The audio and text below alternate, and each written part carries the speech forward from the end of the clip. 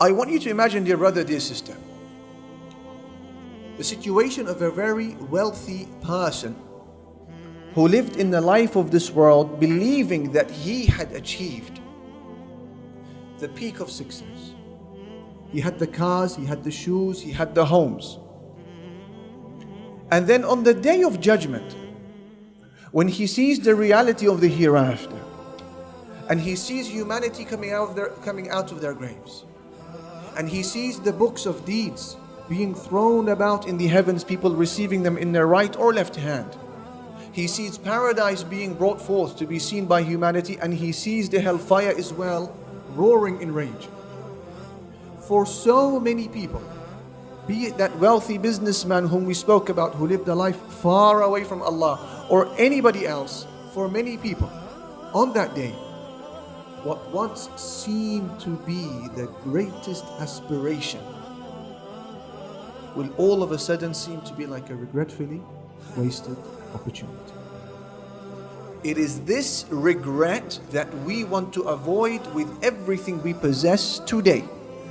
There isn't anything worse than meeting Allah Almighty, only then to realize that you had lived for the wrong objective in life.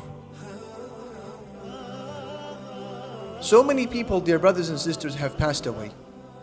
And now that they have died and seen the realities of the other side, they wish that somebody who is still alive could plant a tree in their name, or build an orphanage on their behalf, or carry out some sort of good deed and perhaps gift the benefit of that good deed to them now that they have died and their books have come to a close. We don't want to be like that person, do we? We don't want to be an individual who dies and then waits for people on the earth to build for him his hereafter. We want to build our own. We want to take control of our destiny by the permission of Allah Jalla Jalaluhu and do something about it. We want to be active Muslims. What is success?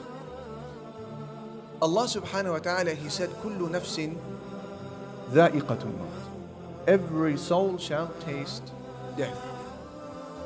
وَإِنَّمَا تُوَفَّوْنَ أُجُورَكُمْ يَوْمَ الْقِيَامَةِ. And it is on the day of judgment that you're going to receive your wages in full. Listen carefully. Allah is about to give you an either definition of success. فَمَنْ زُحْزِحَ عَنِ النَّارِ. Therefore, whoever is pushed away from the hellfire, وَأُدْخِلَ الْجَنَّةِ, and given access to paradise, فَقَدْ فَازَ. That person has succeeded. According to Allah Almighty, that is your definition of success. وَمَا الْحَيَاةُ الدُّنْيَا إِلَّا مَتَاعُ الْغُرُورِ. Allah says, and what is the life of this world other than the joys of deception?